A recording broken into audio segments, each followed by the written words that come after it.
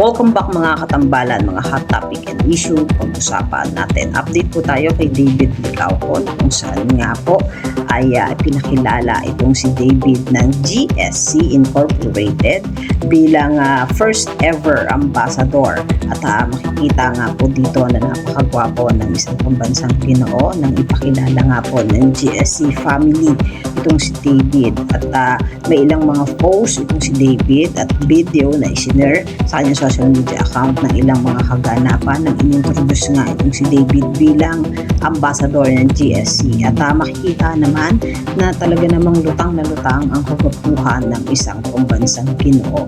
At may ilang mga photo din na isinare itong si David sa kanyang social media account. Samantalang nag-post din itong si David ng bench na kung saan nga po ay ito nga po ang Dio body spray at gentle rain na talaga namang napakagwapo nitong si David doon sa photo niya para po sa bench. At si David din ay ambassador ng bench na kung saan nga po makikita na nag-launch nga po ng mga scent ang bench gentle rain na talaga namang lutang na lutang ang kagwapuhan dito ng isang bansang Ginoo. At ang isa pa nga po ay ang Taho Story na kung saan ay naglabas nga ng bagong menu ang Taho na Taho ice cream. At makikita naman po doon sa video na i-flash nga po ng Taho Story na napaka gwapo nitong si David habang kumakain nga po ng bagong menu ng Taho na Taho with ice cream. Yung mga update natin ngayon kay David, kaya mga katambalan, ano masasabi nyo?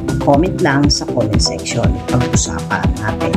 Yan ang mga hot topic and issue dito lamang sa Tambalang GK.